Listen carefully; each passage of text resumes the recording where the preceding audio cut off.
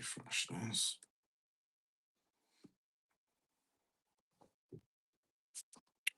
There we go. Yes.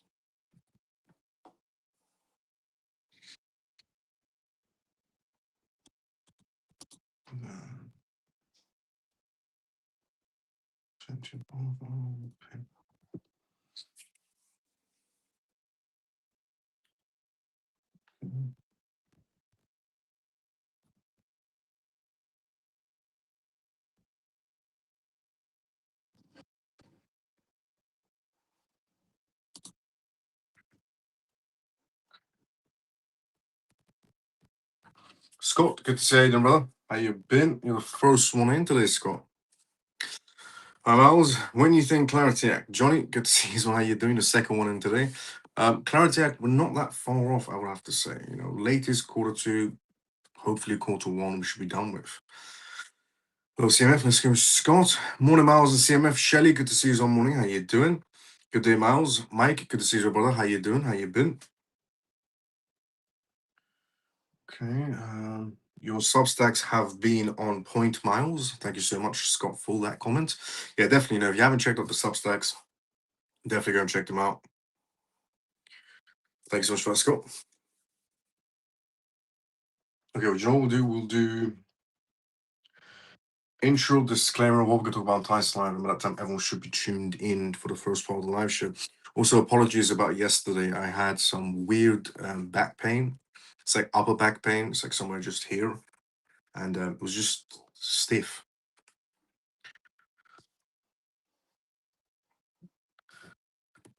Yeah, I'm not. Yeah, I am not. One day it's been a while. Once the clarity out comes, what means for price? When the clarity out comes, two things essentially will be happening.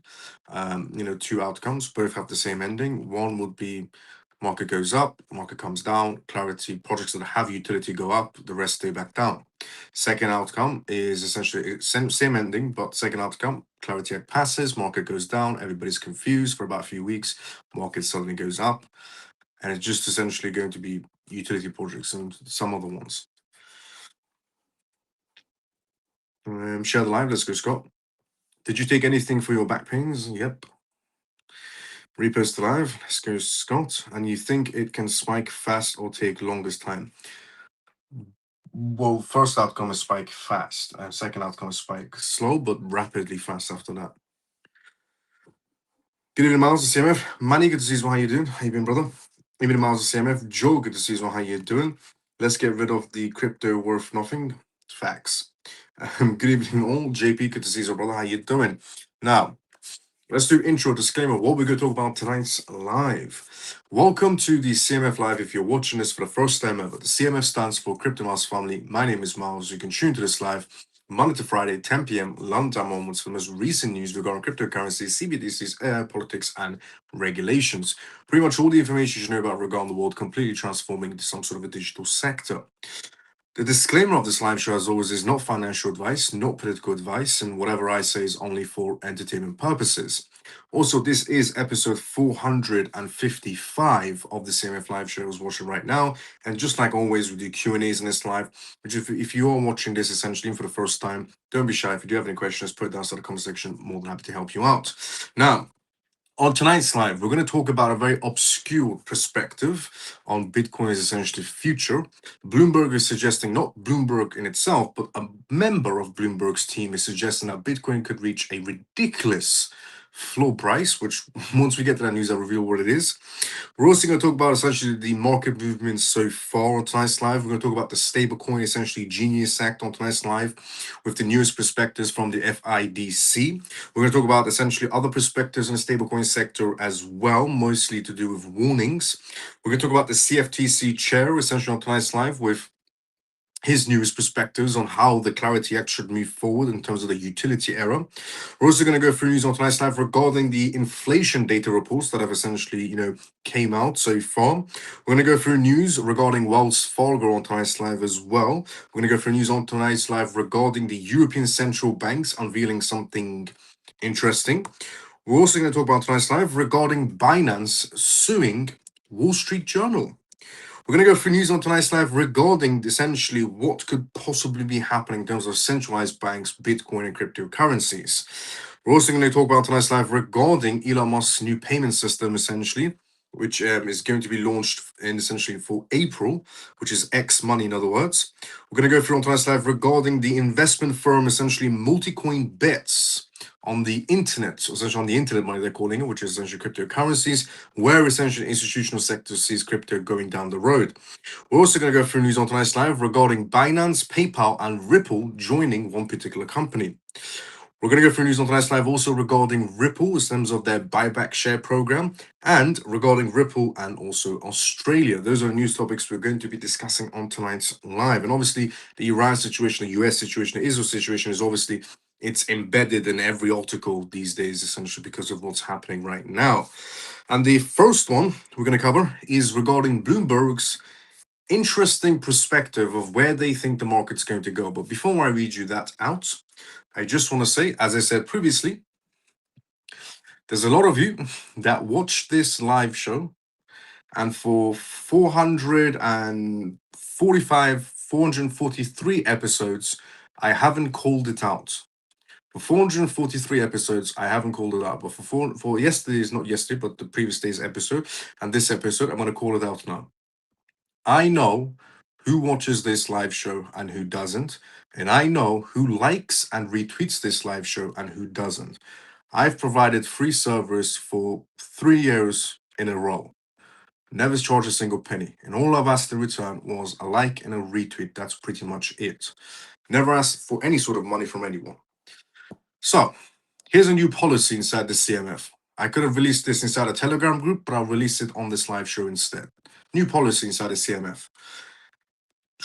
It works both ways. If you want my help, which, by the way, I always offer it for free, people from the CMF can call me if they have any questions, and I always help them for free.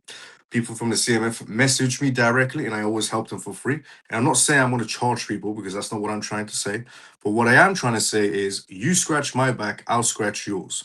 Which means if you watch this live show and you don't like and retweet, and I know who you are that you don't like and retweet, and if you come to me with some sort of a question, or you're stuck inside a crypto space, or your wallet is stuck, or you've become compromised, you've become hacked, you don't know what to do next, you're losing your crypto, any question you may have, if you don't like and retweet, I'm not responding anymore.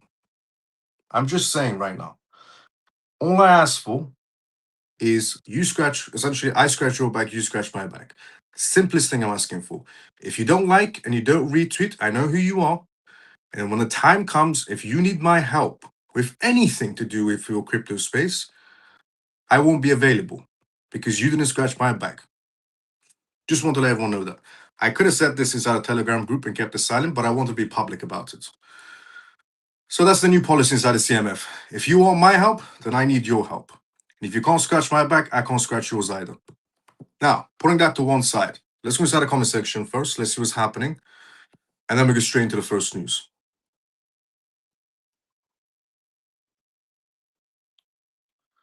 Let's see where we're at. Let's get rid of, yeah. Well, Miles, hope you're feeling. You mean tonight's live show will be parental guidance PG? Yep. You can tell I'm on the meds. Hello, Miles. Hope you're feeling better and you're showing on the live now on X. Thank you so much, T, for that. Even Miles and CMF. Jason, good to see you as well. How you doing? How you been? Even Miles and CMF. That's good, Jason. Have you heard of the PaloPay OTC crypto in Dubai to cash your crypto out? Is it safe to use and legit? I would have to look into it to get back to you on that, T. I'll be honest, just so I can see, if they have any sort of documentations, if they're approved or any sort of way, and so on. So I'll check that and get back to you. T, put a comment outside the live, and I'll just reply back to your comment, or direct message me. And T, I can also see that you liked and retweeted this live show, which means I'm going to respond to you. I did say it's a new policy. If you don't like and you don't retweet and you want my help, I'm not available. Good evening, Miles and CMF. Free and forever. Good to see you. How you doing? I like and retweet every live, Miles. T, I know. Thank you so much. Amen and amen, amen and amen. True 100. Let's go. Hi, Miles and CMF. Peg, good to see you. How you doing? I wholeheartedly agree with you, Miles. Fair is fair. Let's go. Come on, guys. Retweet. Let's go. Let's go, Peg. Let's go, Scott and T. Facts. Trump told Starmer that the US doesn't need the City of London anymore. Do you think the City of London is going to lose it? City of London is losing already. 2025, we had a huge amount of exit for millionaires and billionaires leaving essentially London in general. And we have companies leaving the United Kingdom in general as well. And the City of London is losing. They're losing because they're stuck in their old traditional ways.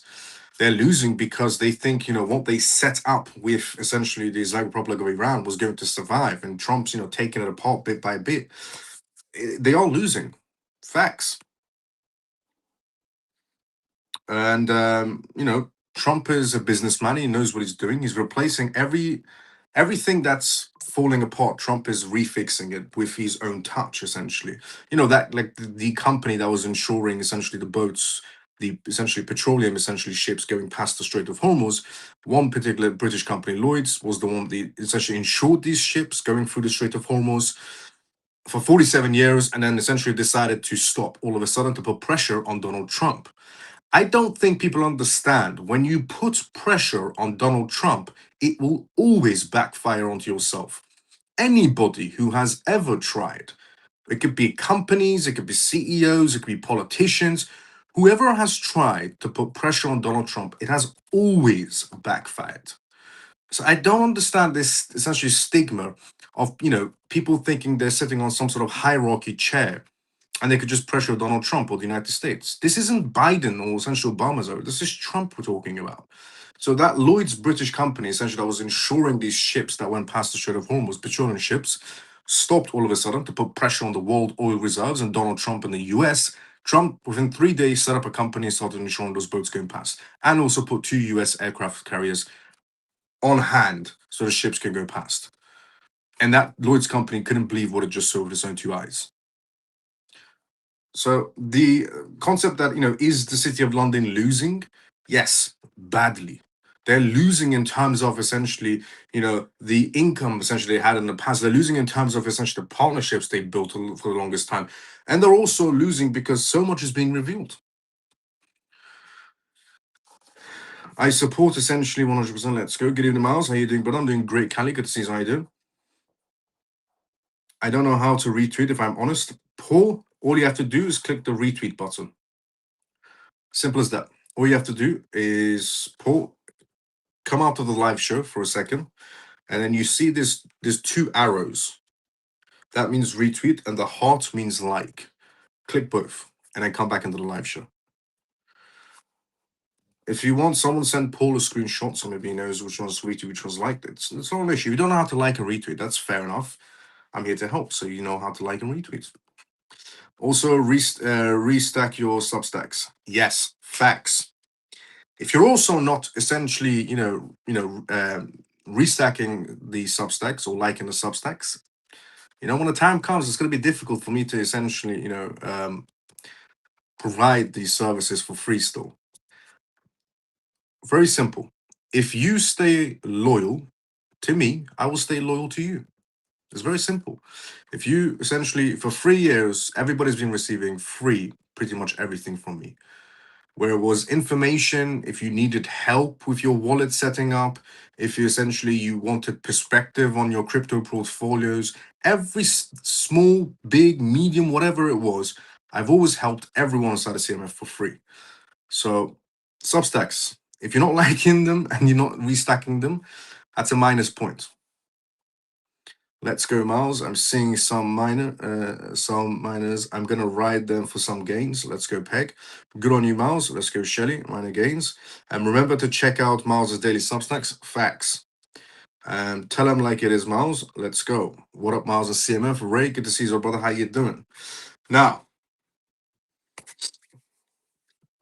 everybody's pretty much on some sort of a point scale right now. +1, -1. If you have too many minuses, don't expect me to be picking up your phone call. If you have a lot of pluses, it's because you've been liking the live shows, you've been retweeting the live shows, you've been, reading the Substacks, which is extremely beneficial for you to read those Substacks. It's completely free.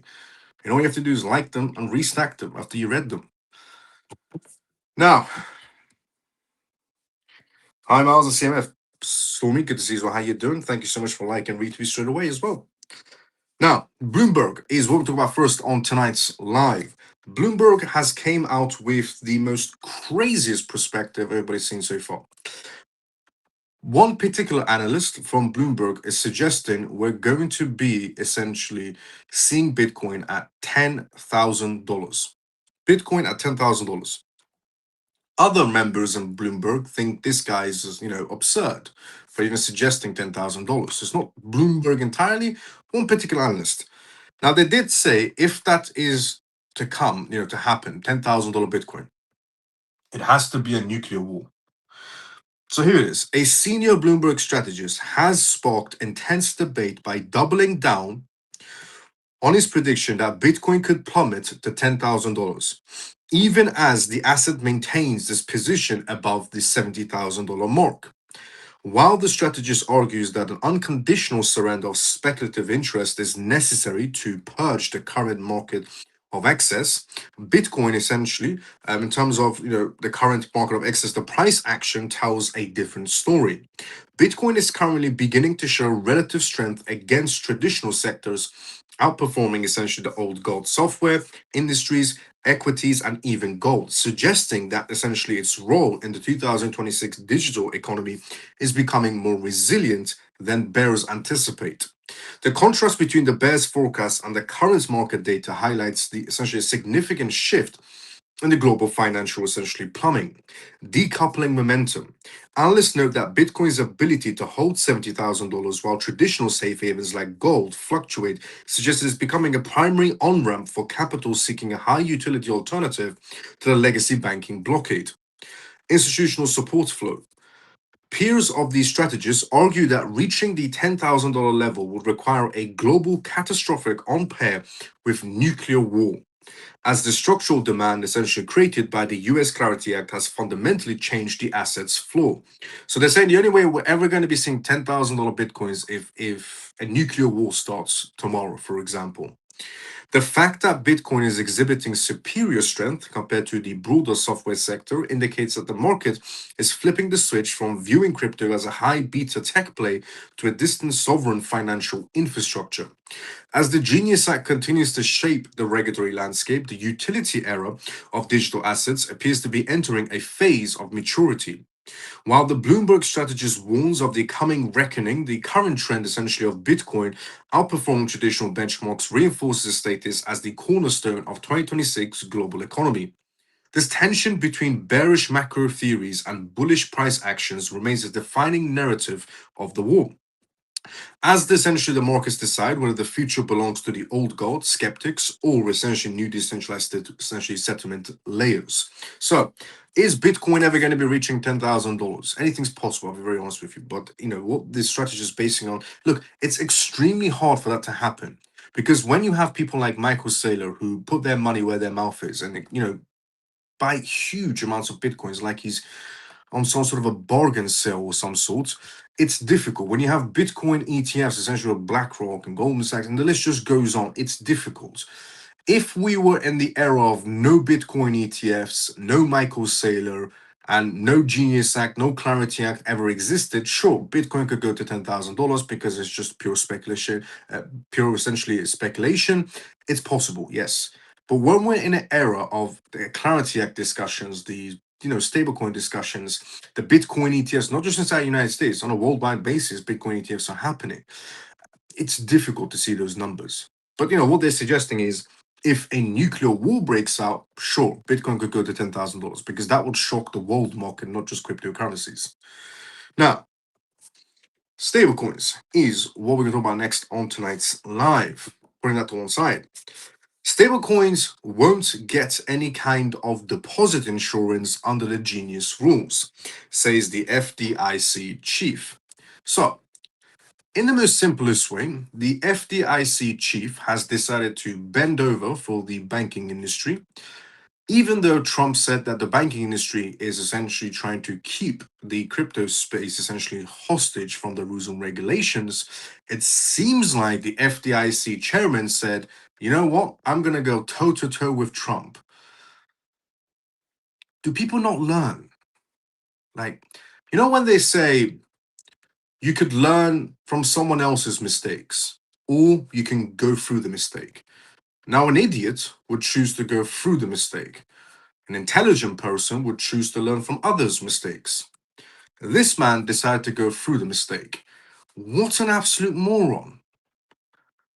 The chairman of the Federal Deposit Insurance Corporation, FDIC, has clarified that stablecoins will not be eligible for federal deposit insurance under the upcoming Genius Act frameworks, in a move that reinforces the unconditional surrender of certain high-risk expectations. Within the industry, the chief emphasized that while the tokenized dollars are becoming a core part of the nation's financial plumbing, they do not qualify as traditional deposits.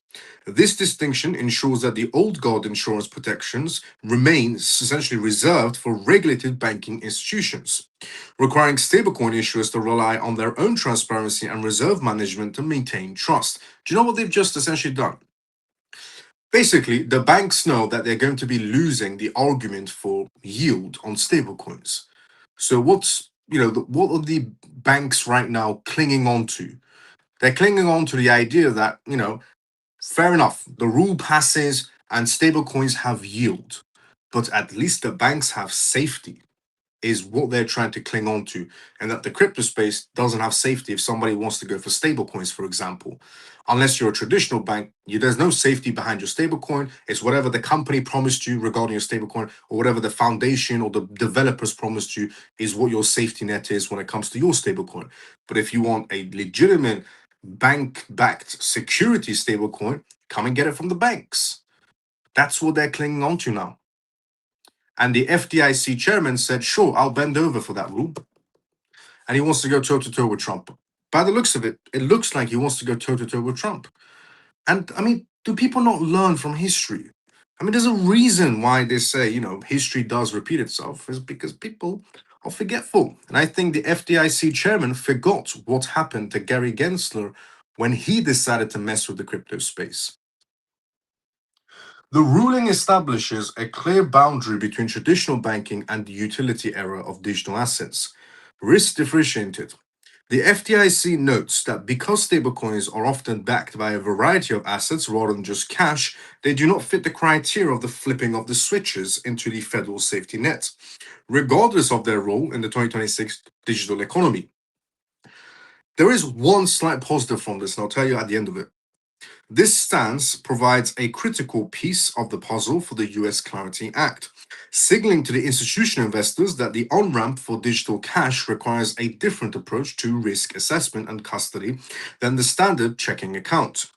Without federal backing, the pressure remains on issuers to prove the one-to-one backing of their assets to prevent a banking blockade of confidence during periods of market volatility. This announcement is seen as a necessary step in the maturation of the digital asset landscape, as it forces a more honest accounting of the risks involved in decentralized finance. While the decision might be viewed by some as a setback, analysts suggest that it actually strengthens the market by encouraging the development of a robust private sector insurance solution and more transparent, essentially audit standards. As the global economy transitions towards a fully integrated ledger system, the FDIC's clarity ensures that the transition is built on foundation of realistic expectations rather than resilience of legacy government guarantees. It's all good, well and doubt. However, if somebody is new to the crypto space and they just see stablecoin, for example, from Circle, USDC, and then they see JP Morgan stablecoin, and one of them says safety guaranteed, and the other one says safety not guaranteed. That person is instantly going to choose the bank because it says safety guaranteed. They're not going to be looking at Circle's transparency and reading through PDF documentations and to see who their partners are, what their holdings are, and so on. What they're only going to be seeing is Circle USDC, not guaranteed safe.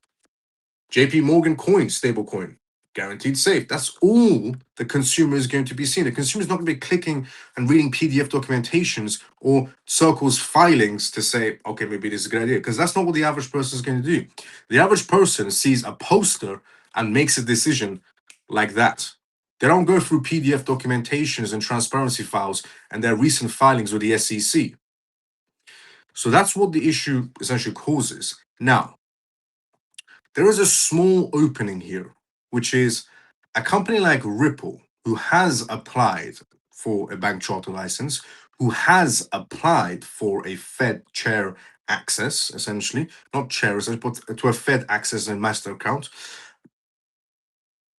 It could put Ripple par on par with the banks. But now they are arguing that stablecoins are not just backed by fiat; they're backed by essentially fiat, U.S. essentially bonds, treasuries, and so on. So they're saying what they're doing is complicating the hell out of it on purpose. So I'm guessing very soon we're either going to be seeing two things. One, the FDIC chairman singing a different tune. So he suddenly wakes up and changes his mind and goes, maybe I was wrong. That's a bad idea. Let's create some better rules. Or two, very soon we're going to be seeing an opening position for the new FDIC chairman. Now, stablecoin boom is what we're going to talk about next on tonight's live. But, as I said, there's a small door opening for a company like Ripple, who's taking more steps forward to show that transparency and be on par level with the banks. So it can actually work out better for companies like Ripple with the XRP Ledger, RRUSD, and so on, because, they're taking a step further into the whole banking sector in terms of the Fed master. Now, staying on the topic of stablecoins. Stablecoin boom could eat into traditional bank profits, warns Jefferies analysts. This is what the banks are mostly worried about. Analysts at Jefferies have issued a warning that the accelerating stablecoin boom poses a significant threat to the profitability of traditional financial institutions. As digital dollars becomes a preferred medium for both retail payments and institutional settlements, the old guard faces a potential exodus of low-cost deposits that have historically served essentially as a bedrock for their lending operations. This shift suggests that the financial plumbing of the global economy is migrating towards decentralized ledgers, potentially leaving the legacy banking blockade with a shrinking, essentially, share of the world's transactional liquidity. The report details how the utility era of digital assets is systematically dismantling the competitive advantage long held by commercial banks. Deposit flights. As stablecoins offer more efficient on ramps to high yield decentralized finance or tokenized treasuries, banks may be forced to raise the interest rates on traditional savings accounts to prevent essentially capital from fleeing the digital economy. The flipping of the switches towards instant low-cost stablecoin transfers threatens the lucrative fee income the banks generate from cross-border wires and credit card processing. That's what they're mostly worried about. Their bonuses at the end of the year are going to be disappearing. With the US Clarity Act essentially providing a formal legal framework for stablecoin issuers, the perceived risk essentially of holding digital cash is diminishing, making it a viable alternative for corporate treasury managements. And while the rise of the tokenized cash presents a challenging essentially to the bank's margins, some analysts believe that the Genius Act could also provide a pathway for the banks to integrate these technologies themselves rather than being replaced by them. The transition into the 2026 digital economy may require traditional lenders to evolve into hybrid institutions that custody both fiat and digital assets to survive. However, the Jefferies warning underscores a growing essentially reality, and the era of lazy deposits is ending. And the competition for the capital in real-time blockchain native worlds is only beginning to intensify. So, Jefferies analysts are saying the banks have, two options pretty much. And they're warning essentially what's going to be happening going ahead. One, they're saying we're moving ahead no matter what, and the banks are going to be losing a tremendous amount of money from essentially two stablecoin issuers, and they're going to be losing a tremendous amount of money on the fees they used to make in terms of transfers because stablecoins are taking the ranks. Two, they're saying the banks, instead of arguing with the stablecoin sector, they could join the stable sector. That old saying, if you can't beat them, join them. They're saying they could do that. But then the argument also on that is that they're still going to lose either way because there's just some sort of a trust that's been broken from the retail section and the banking sector. Now, Because if you can hold your assets on a Tangent wallet, why would you want to hold on a JP Morgan bank account? Not saying it's a bad bank, I'm just saying it's an example. CFTC chair is what we're going to talk about next on tonight's live. So we talked about the FDIC chairman who has woken up today and decided to get fired for some reason. But the CFT chairman has decided to take a different route. He's decided to learn from other people's mistakes and play friendly with the crypto space. The CFTC chair highlights a wide, essentially, crypto agenda, including rules on essentially DeFi and prediction markets as well. The chairman of the Commodities Futures Trading Commission, CFTC, has outlined an expensive regulatory agenda aimed at essentially bringing decentralized finance and prediction markets under a formal oversight, emphasizing the need for robust financial plumbing in the digital age. The chair argued that the utility era requires clear rules for the road to protect consumers while fostering innovation at the same time. This move signals a significant effort to the flipping of the switches on unregulated sectors that historically essentially operated within a banking blockade and potentially essentially integrating them into the broader 2026 digital economy. The proposed agenda focuses on several key areas where the agency seeks to establish a greater authority. DeFi governance. The CFTC is looking to clarify who is responsible for decentralized protocols and moving away from unconditional surrender to total decentralization, and essentially towards a model where key participants must meet compliance standards under the US Clarity Act. Prediction markets. The agency aims to establish a rigorous guidelines for event-based betting platforms, ensuring that these on-ramps for speculative capital are transparent, fair, free from manipulation. Consumer protection frameworks. By aligning with the goals of the Genius Act, the CFTC intends to create a safer environment for retail participants, treating decentralized commodities with the same level of scrutiny as traditional futures and options. You see the difference? The CFTC is saying we're going to, create some new rules for the crypto space, but also put them par on the same level of essentially traditional futures and options assets. Whereas the FDIC goes, stablecoins are not par on par level with essentially US dollars, even though they're backed by fiat, essentially US dollars. And therefore, we can't guarantee safety for them, but we can guarantee your safety still if you use the banking sector instead. That's the difference of a man who wants to keep his job as the chairman of the FDIC. Essentially, that's the difference between essentially someone who wants to keep their job as the chairman of the CFTC compared to somebody who wants to give up their job, the FDIC chair. Now, US February, essentially inflation data is what we're going to talk about next on tonight's slide because it's just been released. I'm going to go through it. So, the US February inflation data matches the forecasts, reinforcing expectations for no near-term rate cuts, unfortunately. The latest US Consumer Price Index (CPI) data for February has arrived in line with the economists' expectations, effectively dampening the hopes for a pivot towards a lower interest rate in the immediate future. With inflation holding steady, the Federal Reserve appears likely to maintain its restrictive stance, essentially to ensure price stability with the national financial plumbing. This higher, essentially for longer environment continues to serve as a critical backdrop for the utility era, as investors weigh in the opportunity cost of traditional savings against the potential for growth within the 2026 digital economy. The stabilization of inflation data suggests a period of continued consolidation for both traditional and decentralized markets. Rate cut expectations. By matching forecasts, the data confirms that the Fed is not yet ready to flip the switches on rate reductions, keeping the old guard banking sector on path of caution and credit management. Bitcoin as the macro essentially gauge. Market participants are increasingly viewing Bitcoin's price action as a real-time indicator of global liquidity, often reacting more sharply to these CPI prints than legacy equities as the banking blockade essentially persists. And institutional strategy. The lack of rate cuts reinforces the momentum behind the US Clarity Act and the Genius Act as the firm seeks out high utility assets and essentially blockchain-based efficiencies to offset the impact of sustained high essentially borrowing costs. As the market digests these figures, the focus shifts to how 2026 physical essentially landscape will adapt to a persistent inflationary essentially pressure and localized panics. While the matching of the forecast prevents the localized panics, the absence of the near term essentially easing means the on ramps for the new essentially capital may remain constrained by tight monetary conditions.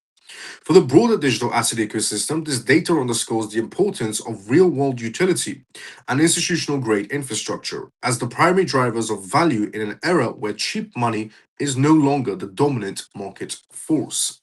So, data comes out, no change.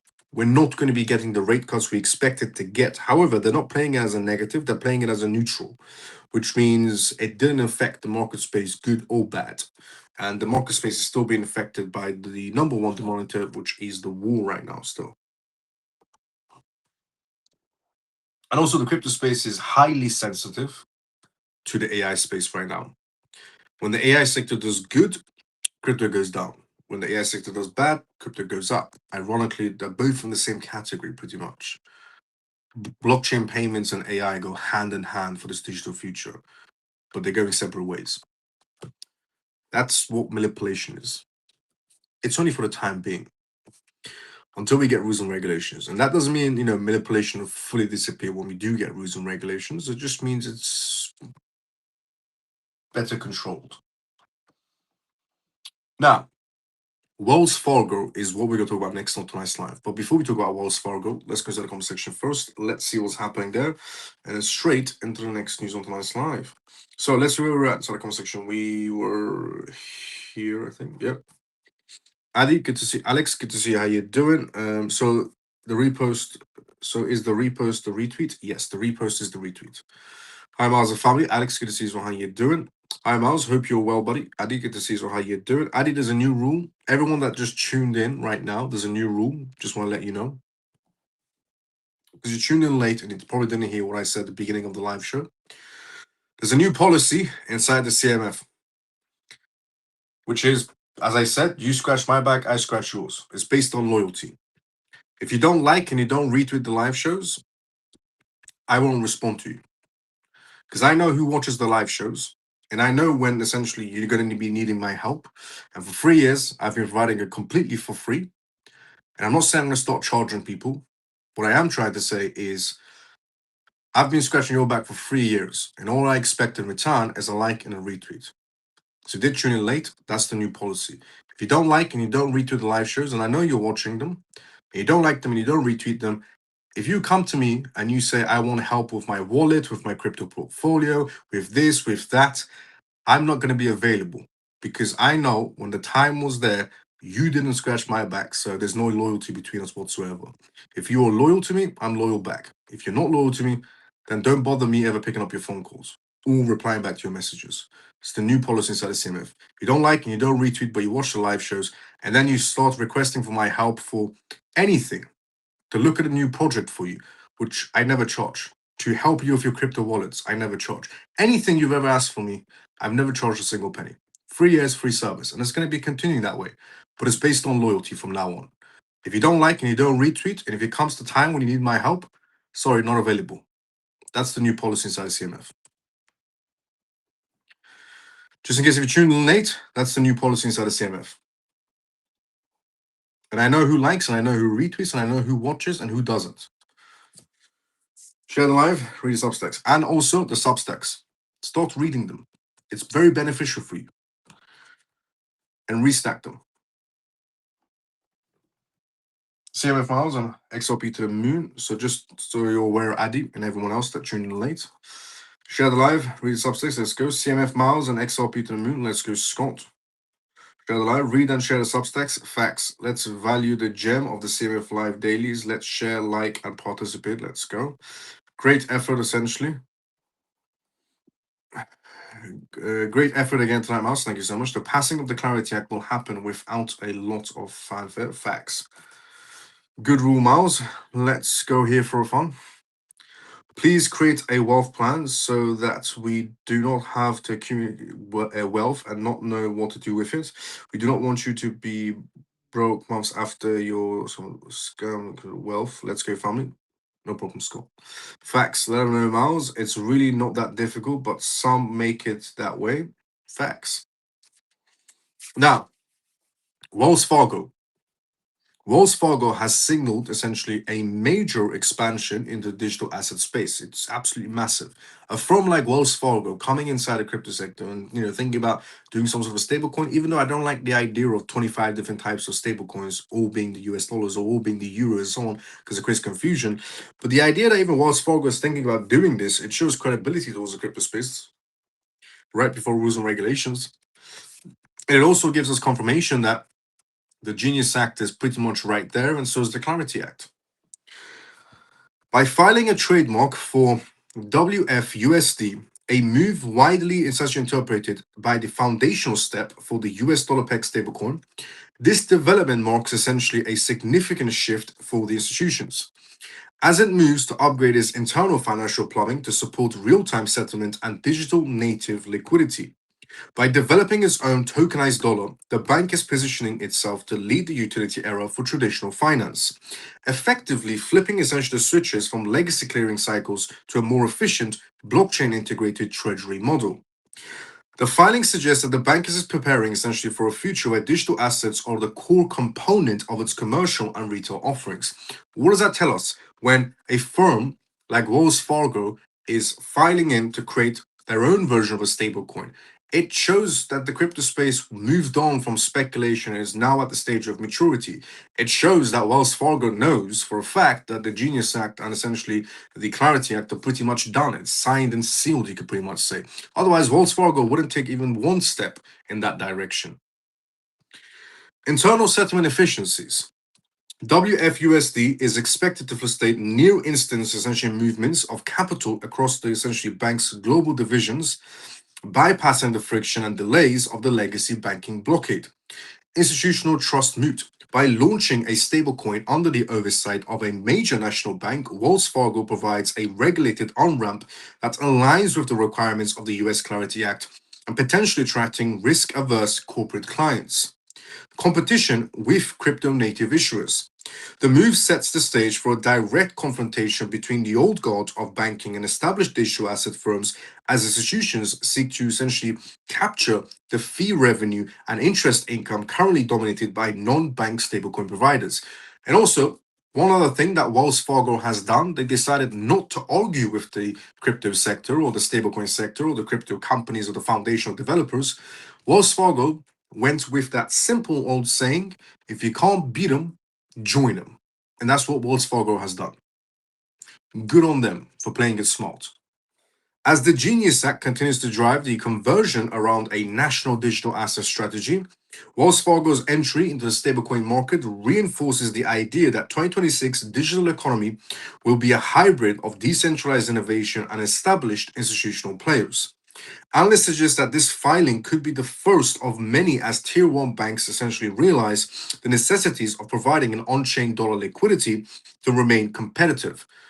So, what's going to happen is Wells Fargo filing for this stablecoin is going to create some sort of a domino effect for other banks to get involved. It might not be to create their own stablecoins, but it will now pressure them to take another step forward because it creates just some sort of a ripple effect essentially. If one large organization, corporation, bank, whoever it may be, decides to take one step inside the right direction inside the crypto space, the rest will follow. Because if they don't, they know that that particular firm is going to grow fast in that particular market space and they're left behind, which means if they take one step forward, so will the rest. And it'll just create some sort of a domino effect where now everybody's in the digital space.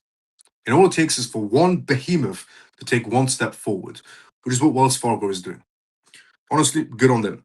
For the broader market, the arrival of the WFUSD represents a clearer signal that the transition towards a fully tokenized financial system is becoming an irreversible reality for the world's largest lenders. Incredible news. On the topic of incredible news, that's a behemoth like Wells Fargo is taking a step inside the crypto space, in the right direction. The European central banks have unveiled tokenized finance plan to bolster the EU's financial autonomy. It's not just American firms, like Wells Fargo, that's just taking another step forward inside the crypto space. The EU is thinking about taking a major step inside the crypto space. The European Central Bank (ECB) has revealed a comprehensive blueprint for integrating tokenized finance into the euro system, aiming to secure the European Union's strategic autonomy in the global digital economy. This essentially initiative focuses on upgrading the continent's financial plumbing by allowing wholesale settlement and central bank money viewed essentially via distributed ledger technology by establishing a unified utility era framework for digital assets. The European Central Bank seeks to ensure that the euro remains a primary pillar of international trade, effectively preventing a banking blockade. So while the banking sector, some banks inside the US are trying to go toe to toe or head to head with the crypto space in terms of stablecoins and Genius Act and Clarity Act, the EU, on the other hand, is thinking that's a terrible idea. How about we, push the EU, essentially the euros, ahead while the US is still arguing about who should get yield, who should have safety guaranteed, and so on and so on. The European Central Bank thought to themselves, this is our time to just get ahead of everybody else. While everybody's arguing, we could just move ahead as one ginormous continent. The plan represents a essentially decisive flipping of the switches for the European financial sector, focusing on three key objections. Interbank settlement efficiency. The European Central Bank will provide a dedicated on-ramp for commercial banks to settle tokenized securities and cross-border payments, instantly reducing resilience on legacy clearing systems that have slowed down the 2026 digital economy. While in America, Swift is trying to, give it all the big speech of we're still number one. Nobody forget about us. We are Swift. In the EU, they're thinking, yeah, you're crap. And no matter how much you change, you're absolutely crap. And therefore, we're just going to go the opposite direction. By building a native European infrastructure for tokenized assets, the EU aims to reduce its dependence on external payment rails. I wonder who that could be. A move that mirrors the protective, essentially, spirit of the Genius Act, also as seen in the United States. The framework is designed to work in tandem with existing MiCA regulations, providing essentially legal clarity necessary for institutional investors to move capital onto public and private ledgers with full confidence. As the race for digital supremacy intensifies, the European Central Bank move signals that the old guard of the European finance is fully embracing this transition towards this tokenized digital future. The European banks are embracing the digital sector, while there are some particular banks inside the United States that are trying to go head to head with the crypto sector because they're worried about their profits. It does show and it's not just inside the US this is happening. In the UK also, the banks are extremely greedy also in the UK. Hence why we're struggling to even have any sort of rules and regulations. At least the US has the Genius Act, the Clarity Act, and a lot of pro crypto positions in high level places. Whereas the UK, we have news articles of there are talks happening, but nothing on paper.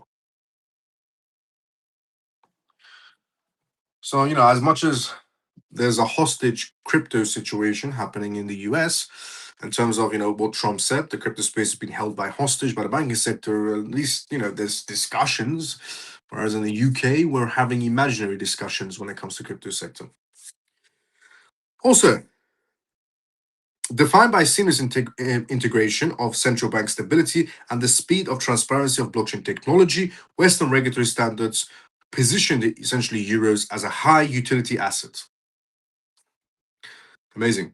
Honestly, amazing what the EU is doing, because this is how you get ahead of the competition. This is genuinely how you get ahead of the competition.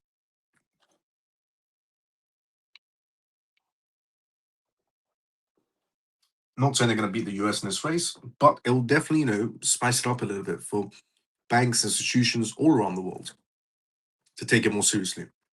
Now, the next news we're going to talk about tonight's live is regarding Binance. But before we talk about Binance, let's go start the comment section first. Let's see what's happening there. Straight into the next news. So let's see where we were at here. Wealth, wealth, and wealth. Let's go, Scott.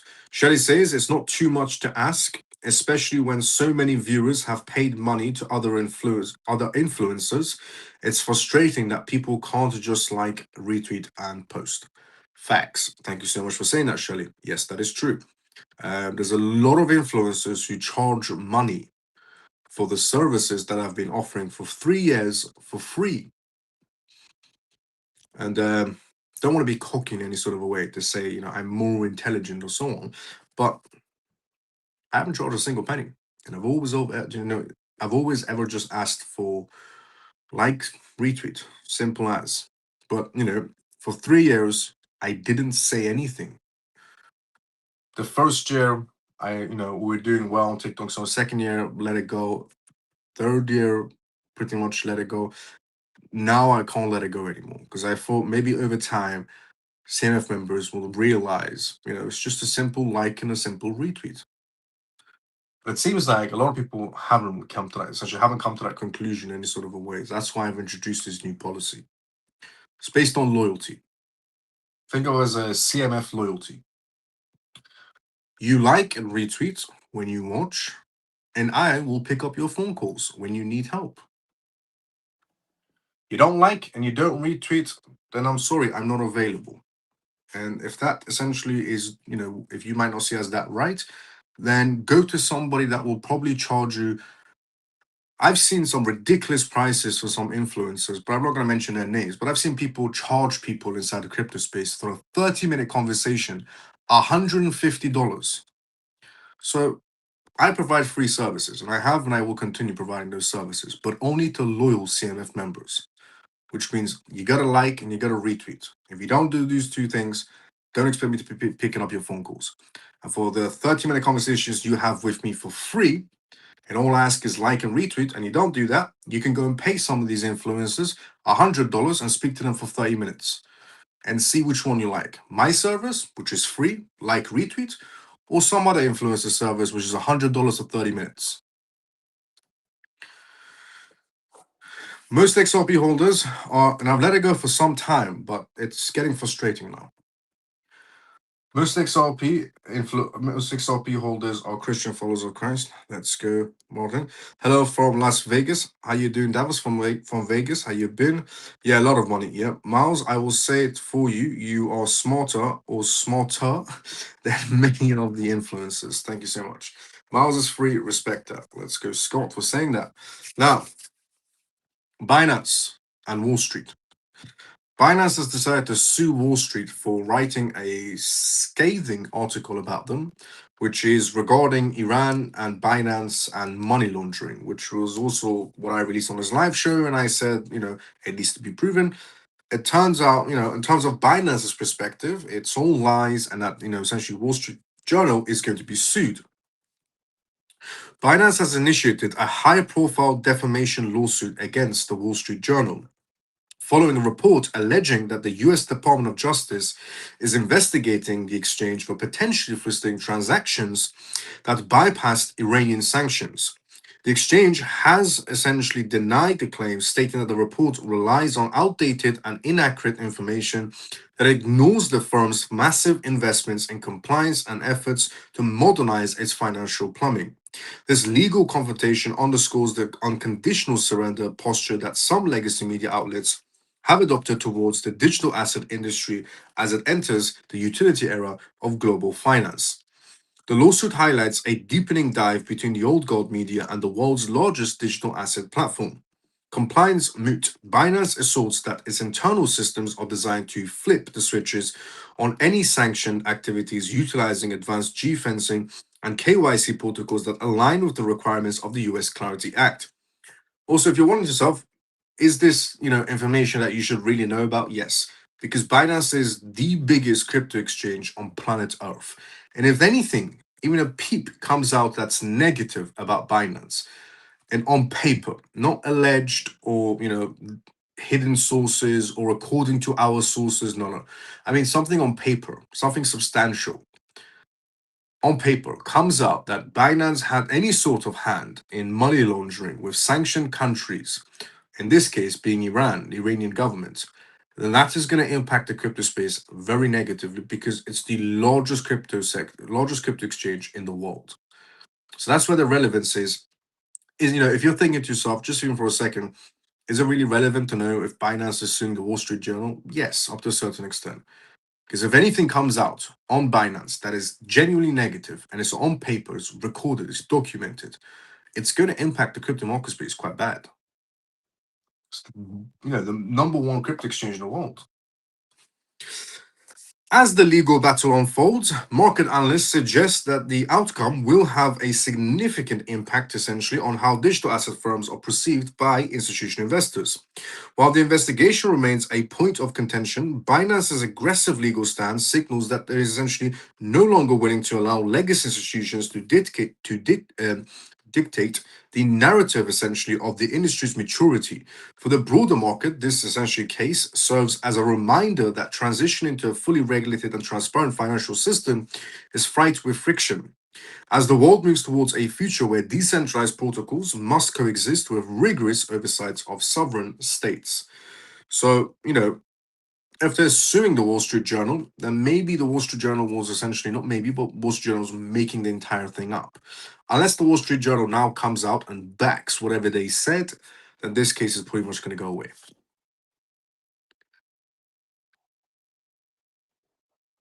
Now, here's an interesting piece of news for you. Next week could spice things up for Bitcoin and crypto in general, as 7 central banks face an inflation test. The global financial markets are bracing for a high stakes week as 7 major central banks, including the Federal Reserve, the European Central Bank, and others, are preparing to essentially release critical interest rate discussions.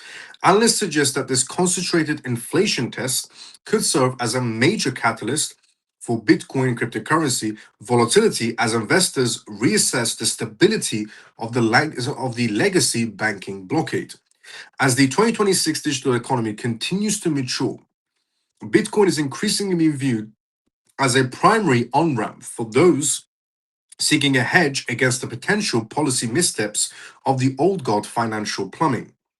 This rare alignment, essentially, of central bank maneuvers highlights the growing divergence between centralized monetary policy and decentralized assets.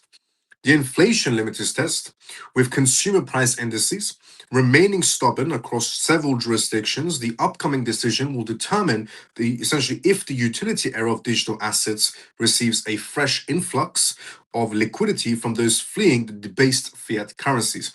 7 central banks next week are all going to be coming out with their data, and that's going to show us is it looking good or is it looking bad? The most simplest way to put it. If it's looking bad, crypto is going to do well. If it's looking good, crypto might not get negatively impacted badly, but it might just play out neutral at the same time too. So what we're expecting is central banks doing bad, so crypto goes up. Global policy also, as different nations grapple with unique economic pressures, the potential for a flipping of the switches and interest rate trajectories could create a significant arbitrary opportunities and capital flight towards borderless assets. Safe haven narratives. The outcome of these meetings is expected to test the efficiency of the US Clarity Act in providing a stable environment for institutional Bitcoin adoption and crypto adoption, and during periods of essentially traditional market stress. The convergence of essentially these policies and decisions is being framed by market observers as a pivotal moment for the Genius Act's long-term vision of digital first national reserve. If the central bank fails to strike a balance between curbing inflation and maintaining growth, the demand for decentralized settlement layers is likely to accelerate. So we might be seeing those rules and regulations a lot more faster than we thought if next week 7 central banks are going to come out with their data of how they're doing so far. And if it's looking bad for those 7 central banks, and this isn't random countries. We're talking about pretty much G7 countries coming out with their information in terms of their central bank. If the data is not what they're expecting, then what is expected is people are going to be fleeing the traditional system for an alternative. For the 2026 global economy, next week represents more than just a series of technical updates. It's a fundamental test of whether the world's legacy institutions can maintain their grip on the financial system, or if the transition to a blockchain integrated future will shift into high gear. This is incredible news. I'm hoping that the central banks are not doing too well once the data comes out, and that they don't manipulate the data either. That they're essentially fully honest with the data that they do release.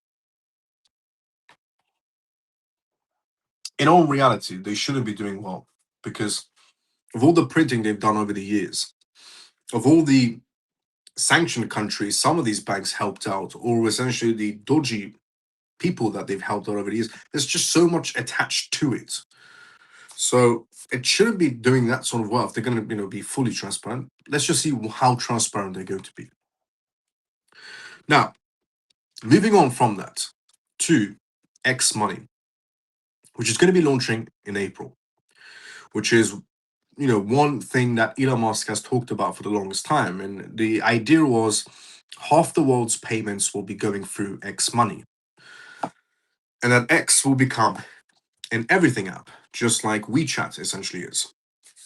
Now, this has hyped up Dogecoin once again because it's been suggested that that could be a player because Elon Musk essentially has mentioned Dogecoin in the past quite a lot.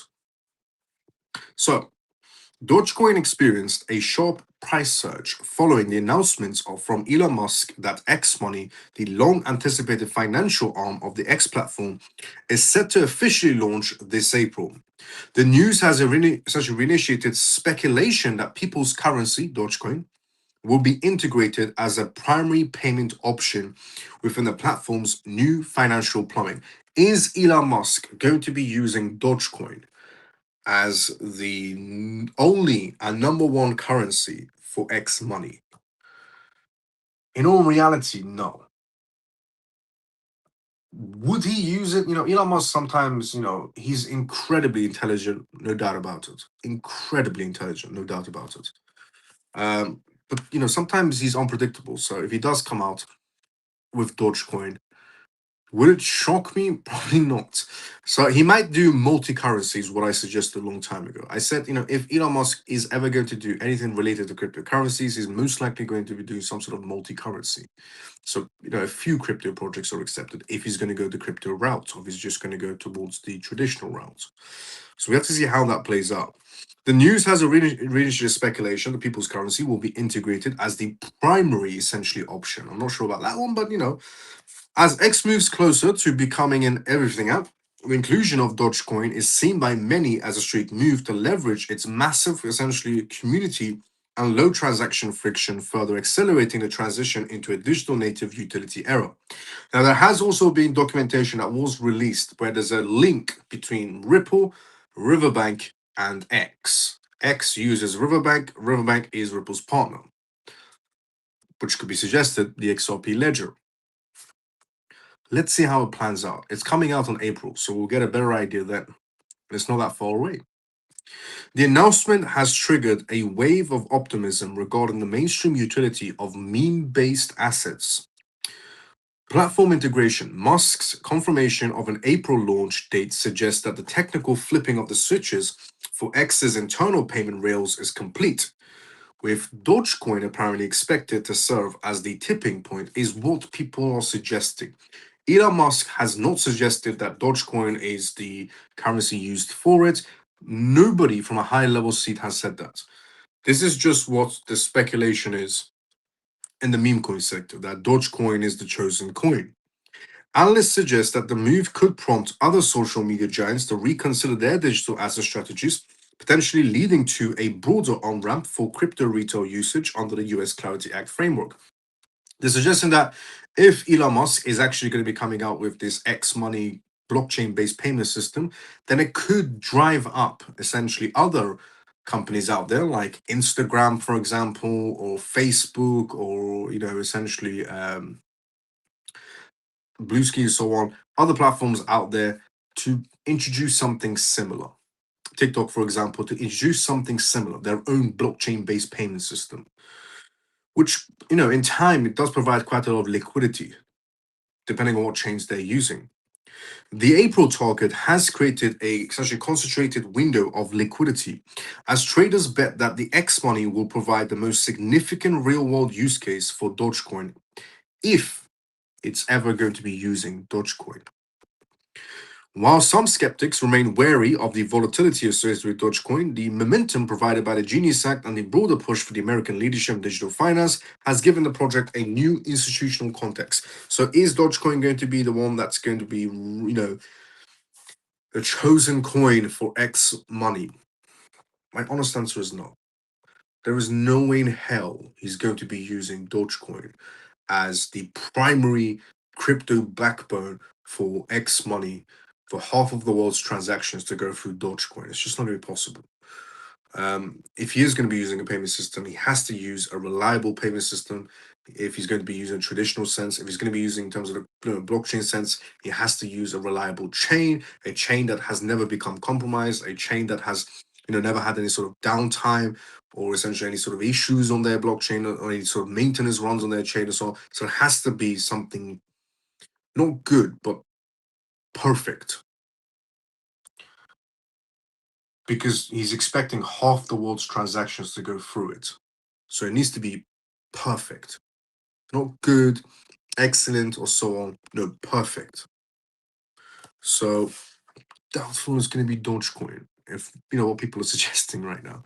In most cases, he's smart if he goes with XRP Ledger, and also in terms of if he wants to go the other route, traditional sense, then obviously using some sort of payment system like Visa or Stripe or whatever, or something similar. Now, but there is a link between the bank that they're using and Ripple.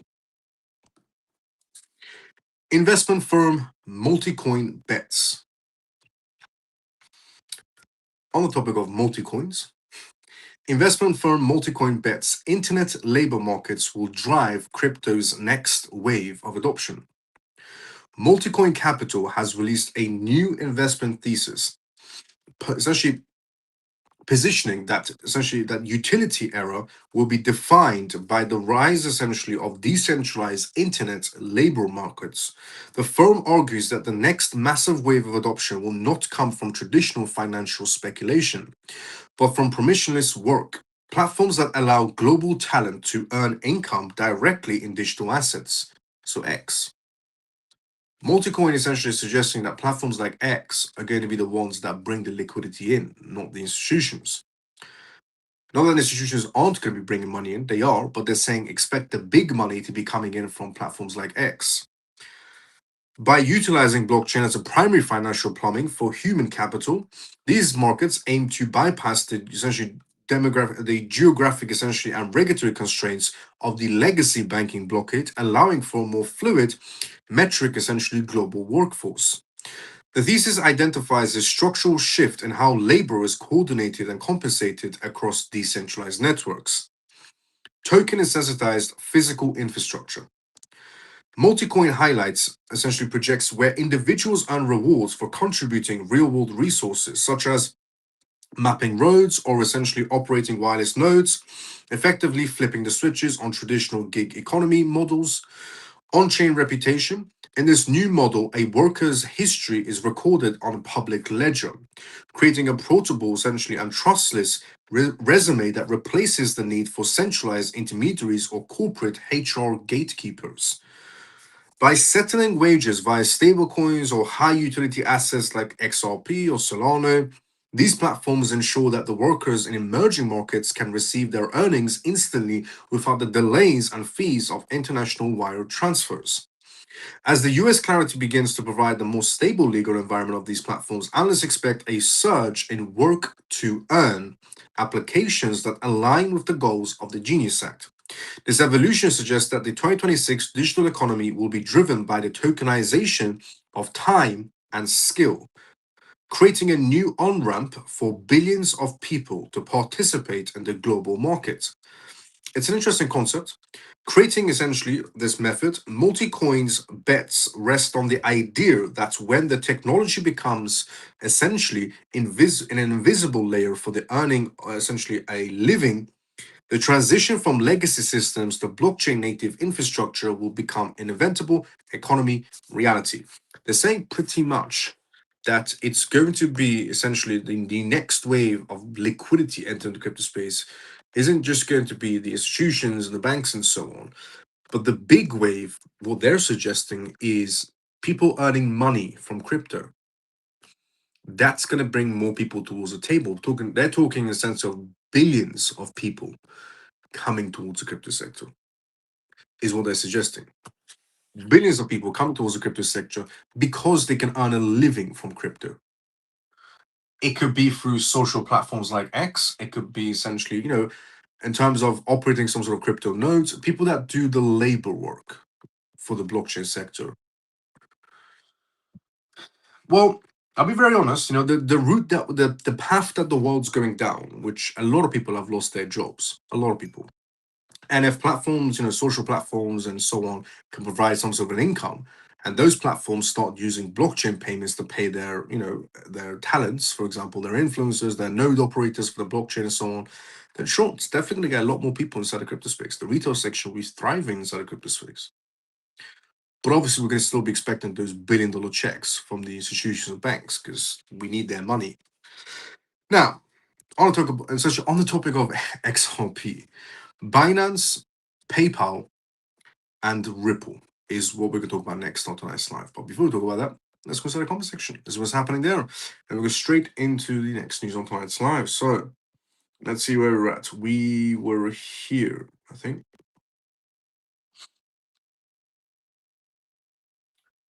Share the live, folks. Let's go Scott. Let's go CMF. XRP, XLM, HBAR, SHX, Floor, Dodge, Sheep. My thoughts, not financial advice. Let's go Scott. I'm an OG in the CMF. I will also be an OG wealthy person of the future. Let's go CMF. Facts. Miles, honestly, I could give a damn and I give it about any bank at a time. The World Bank equates to oppositions or hurdle to the Clarity Act, and it does not make this essentially Democrat happy. I know it's a Democrat. I know it's a domestic banks. Miles, is your personal thoughts? What do you think about Dodge? I know previously you have shared information and essentially generalities. Dogecoin. My opinions will always be the same on Dogecoin and Shiba and Luna, which is the only ones I said. If for the longest time, if you ever think about touching the meme coin space, it's those three, and the other one, Grook, the green one. I said Dogecoin because Elon Musk is, for the longest time being behind it. Shiba because it has a huge community behind it, and they did a very good contract in the UAE. And Lunar because it also has a huge community behind it as well. And then there's the green one as well. Mostly these ones being used for money laundering, but if you ever want to use that as meme coin sector, why not? Now, that's what I think. There's huge communities behind them, no doubt about it.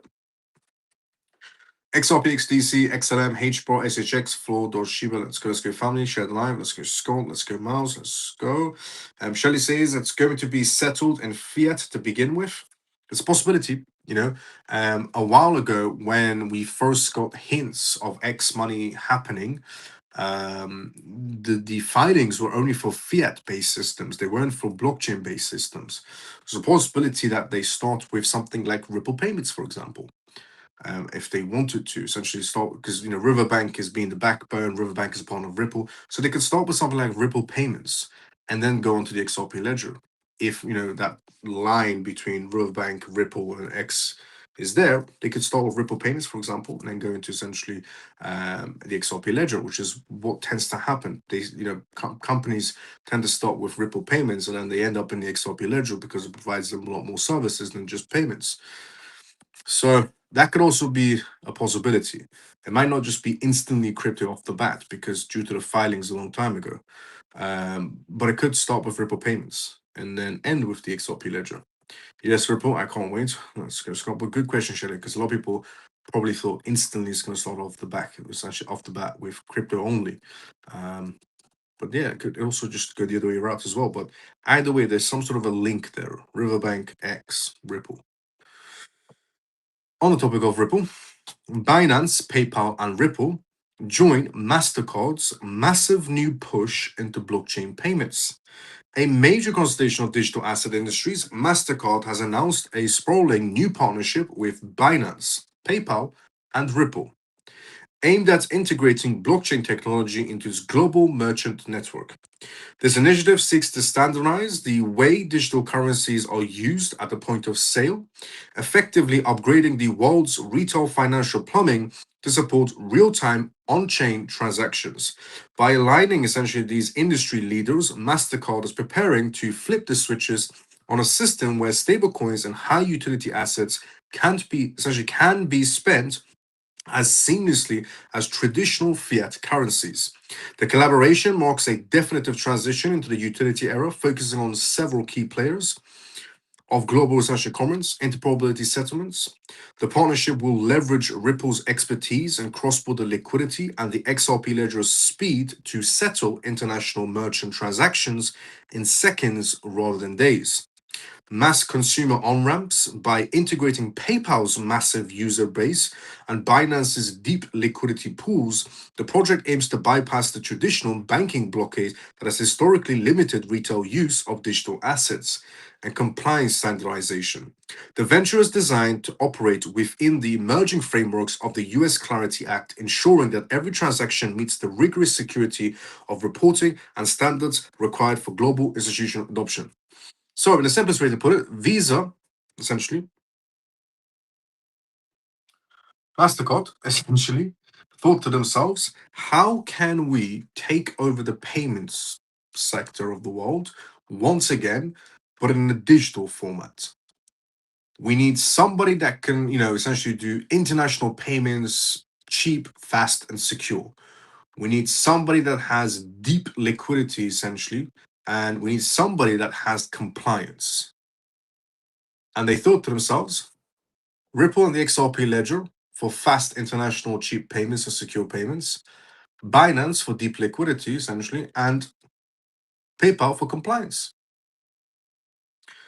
It's like the all stars. As the 2026 digital economy continues to expand, this move by MasterCard is seen as a strict response to the momentum of the Genius Act and the growing demand for borderless payment solutions. Analysts suggest that by bringing these former rivals on a single platform, MasterCard is positioning itself as the central hub for the next generation of financial exchange.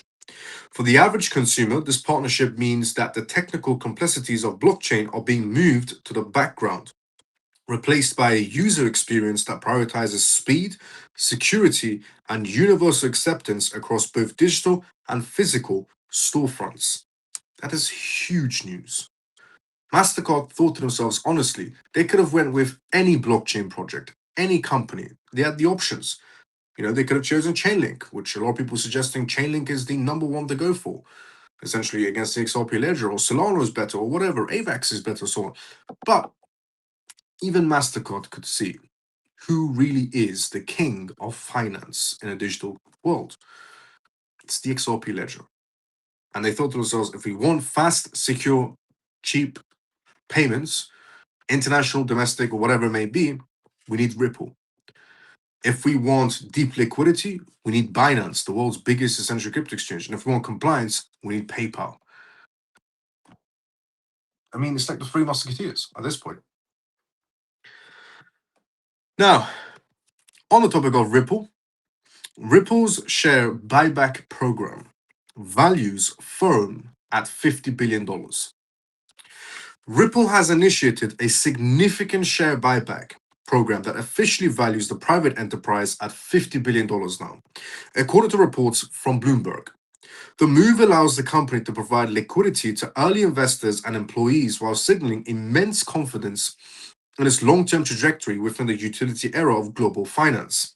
By opting for a buyback rather than a traditional public offering, Ripple is maintaining a tight control.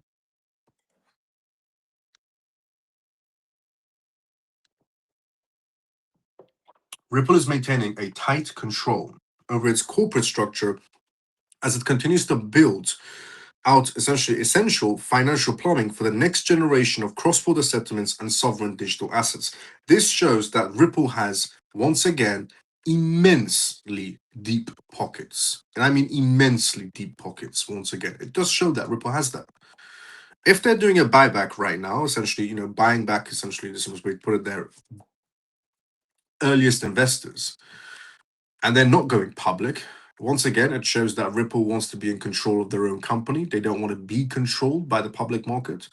And also that they have immense deep pockets and they don't need other people's money.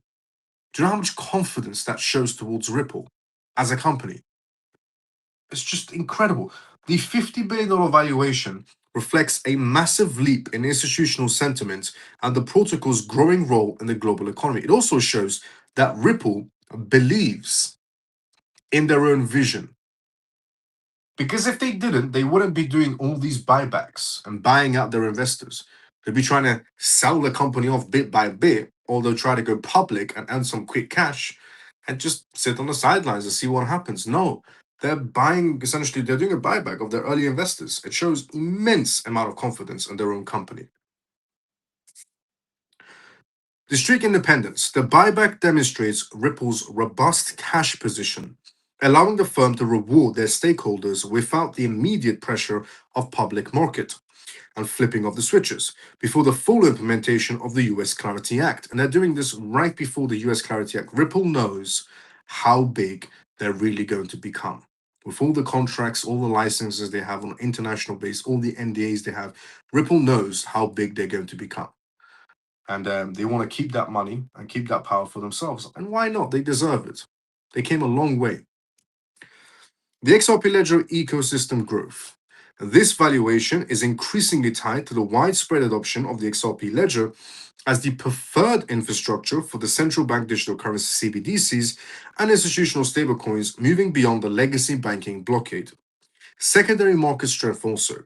By setting a higher watermark for its private shares, Ripple is positioning itself as one of the most valuable fintech entities in the world, bolstering the momentum of the Genius Act and the broader US crypto policy leadership. As the 2026 digital economy matures, Ripple's massive valuation serves as a primary benchmark for the success of high utility blockchain companies. Analysts suggest that the firm's ability to self-fund such a large buyback indicates that the revenue generated from its enterprise payment solutions is scaling rapidly alongside its tokenized asset markets. With the US government signaling a more proactive stance towards domestic blockchain, essentially leaders, Ripple's $50 billion milestone reinforces its status as a cornerstone of the modern financial system, ready to lead the global transition towards a real-time, on-chain value exchange. It's crazy. Absolutely crazy that Ripple is able to do this again. It shows incredible confidence towards their own company. It shows incredible confidence towards the XRP ledger, incredible confidence towards XRP itself if they're going to do this. And it tells you, we're so close to a Clarity Act, everybody just knows what they're going to be doing. Ripple knows that they're going to become this number one global elite company. Otherwise, trust me, they wouldn't be doing a buyback. They'll go public, earn some money, do a quick cash grab, and sit on the sidelines. But instead, they've been collecting licensing, like essentially they're collecting stamps. They've been essentially acquiring companies left, right, and center. It's incredible, absolutely incredible. On top of that, on the topic of collecting, companies and licensings like it's free samples when it comes to Ripple, Ripple to acquire Australian financial service license as APEC essentially payments volume doubles. Ripple has announced a strict move to acquire an Australian financial services license, an AFSL, a significant step in formalizing its operations with one of the most active regulatory corridors in the Asia Pacific region. This acquisition is a direct response to the massive growth in the area where Ripple's payments volumes has reportedly doubled over the past year. By securing this license, the company is reinforcing its commitment to the regional financial plumbing ensuring that the cross-border settlement solutions operate with a full local compliance as the world transitions further into the utility era. The expansion reflects a broader shift towards institutional grade digital infrastructure and regional leadership and regulatory on-ramps. Obtaining an AFSL allows Ripple to flip the switches on wider areas of services for Australian institutions, providing a regulated bridge that bypasses the friction of legacy banking blockade. APEC, essentially market dominance, the doubling of volume suggests that the XRP ledger is increasingly seen as the preferred high utility layer for real time liquidity, especially as regional trade partners seek to modernize their internal settlement systems. Global policy alignments. This move parallels the momentum of the US Clarity Act and the Genius Act, demonstrating Ripple's strategy once again as a proactive engagement with sovereign regulators to secure its role in the 2026 digital economy. Industry analysts view this as a pivotal moment for Ripple's global strategy, as it solidifies a major footprint in the old guard financial centers of the Pacific. By integrating directly into the Australian regulatory framework, Ripple is not only facilitating faster payments, but also establishing a blueprint for how essentially decentralized protocols can achieve universal acceptance. As global capital continues to migrate towards on chain solutions, the acquisition of this license ensures that Ripple remains at the forefront of technological shift, providing the speed and the transparency required for the next generation of international finance. I've said this and I'll say it again. Ripple, when it comes to blockchain, Ripple, XRP Ledger, XRP, everybody else. When it comes to finance, Ripple, XRP Ledger, XRP, RLUSD, everybody else. When it comes to finance, there is just no comparison when it comes to finance inside the blockchain sector. Zero comparison. Nobody even comes close. They'll come second, third place, but never par on par. On that note, we have reached the endings of tonight's live as well. This was the CMF live show, stands for Crypto Mouse Family. My name is Mouse. You can tune to this live Monday to Friday, 10 p.m. London time onwards. For those recent news regarding cryptocurrency, CBDCs, AI politics, and regulations, and pretty much everything you need to know about this digital world. And the disclaimer of this live show, as always, is not financial advice, not political advice, and whatever I say is only for entertainment purposes. And this was episode 455 of the CMF live show. If you have already during this live show liked, retweeted, if you're watching us on X and you've liked and you retweeted CMF members, thank you so much to all of you. If you're watching us on YouTube and you've liked the live show as well, thank you to you as well. If you haven't liked and retweeted, like and retweet CMF members. As I said, the new policy inside of CMF, if you're new, like and retweet as well. And if you follow or subscribe to me during this live show as well, thank you so much. Before we do go, obviously, let's go start the comment section first. Let's what's happening there. And then we will call it tonight. After the program is over, share it and also leave a comment outside. Facts. Also leave a comment outside the live show as well. Helps with the algorithms. Anything you want. Great show tonight, Miles. Thank you so much, Scott. Outstanding. Let's go, Ray. Thank you so much for that, brother, as well. Does the UK change time? This past Sunday, we are set our clocks ahead 1 hour. Same if time changed. Yes, the UK is going to be changing time as well. Also, as I said previously, whenever there's a time change, like daylight savings, whenever there's a time change, it's always going to be 10 p.m. UK time. So, wherever you are based around the world, if you're based in the US, Canada, Australia, in the EU, we have CMF members from everywhere watching this live show. Always remember, if the times move ahead or go backwards, just check on Google what time is it in London. It's always going to be 10 p.m. UK time, no matter what. If we go back or forward, it's always going to be 10 p.m. to UK time. Congratulations. First and last, I love you, my CMF members, family members. Let's go, Scott.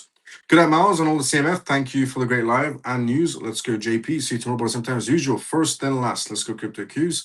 Amazing live as always, Miles. Night, everyone. See you tomorrow. Let's go, Joe. See you tomorrow, sometimes as usual. Congratulations on episode 400. No, thank you so much, Scott. Thanks, Miles. Sweet dreams. Good night, everyone. Let's go, Stormy. See you tomorrow. Sometimes usual as well. Night, Miles. Thank you. Let's go, Peg. Thank you so much. See you tomorrow. Sometimes usual as well. Thank you, Miles. Good night. Hope you feel better tomorrow. Thank you so much, Mike, brother. See you tomorrow. Sometimes usual. Thanks, Miles. Great info as usual. Much appreciated. Let's go, Shelly. See you tomorrow. Sometimes usual. Good night, Miles and CMF. Great news. See you tomorrow. Let's go, free and forever. See you tomorrow. Sometimes usual. Appreciate your integrity. Let's go, Scott. Great life, Miles, as usual. Good night, Miles and CMF. Thank you, Miles. Let's go, Jason. See you tomorrow. Sometimes as usual. Good night, Miles. Let's go, Scott. Take care, Miles and CMF. Let's go, Ray. See you tomorrow, brother. Sometimes as usual. Good night, Miles. See you tomorrow evening. Let's go, Callie. See you tomorrow. Sometimes as usual as well. Thank you for the clarity on time. Let's go, Scott. I will see everybody tomorrow. Same timing as usual. 10 p.m. Long time onwards. Same time as usual. Everybody have a great day or a great night, depending on where you're around the world, CMF members. See you all tomorrow. Same time as usual. Love my family. Let's go, Scott. Like, retweet, follow, subscribe if you already haven't. If you have, thank you so much to every single one of you. See you all tomorrow, same time as usual, for episode 450.